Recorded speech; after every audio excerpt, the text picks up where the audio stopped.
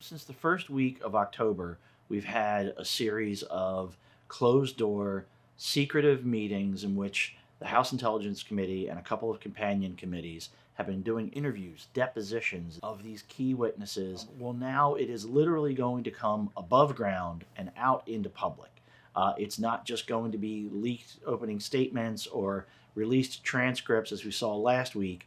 We will have the actual people, the key players in this drama come out in the House hearing room over in the Longworth building. First off, on Wednesday, we're going to get two diplomats, George Kent and Bill Taylor, who have both been involved in just the presidential policy as relating to Ukraine. Both have been pretty damning in what they have described as the White House, the West Wing, and outside help from the personal lawyer for the president, Rudy Giuliani, in sort of running a shadow diplomacy that went against really 25 years or more of U.S. policy of always supporting Ukraine as a sort of block against the re-expansion of Russia in their post-Soviet era. And they have both been very damning, both in the transcripts that we've seen, and we expect that on Wednesday when they testify. On Friday, former U.S. Ambassador to Ukraine, Marie Yovanovitch, testifies. She plays a key role in all of this because she was the ambassador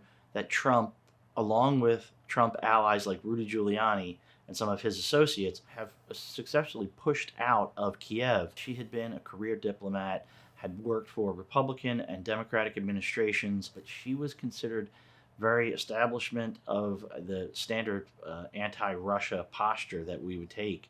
Because of that, Rudy Giuliani and some other characters were pushing to get her removed, and that was considered really the first step in this campaign toward pushing Ukraine into doing different things, including Giuliani's requests to get them to investigate the Biden family and to search for this mysterious, non-existent server from the DNC. What's going to be really interesting about this hearing is it's a very small committee.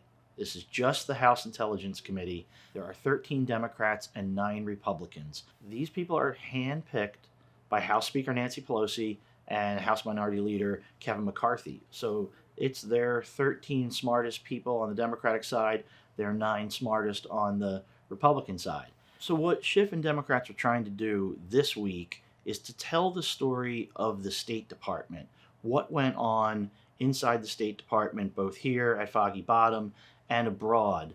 And so that's why they've pieced together the witnesses this week. Each of them are career State Department types. The criticism you're going to hear is that these people were not directly in the room with Donald Trump. It seems that nobody has any first-hand knowledge. There is no first-hand knowledge. Schiff and Democrats are trying to give a real sense of sobriety to these hearings, talking about what they believe is essentially impeachable conduct. They want it to continually focus on what President Trump did. They don't want to get into this cast of characters that you see unfolding. Republicans, they want it to be about everyone but Donald Trump.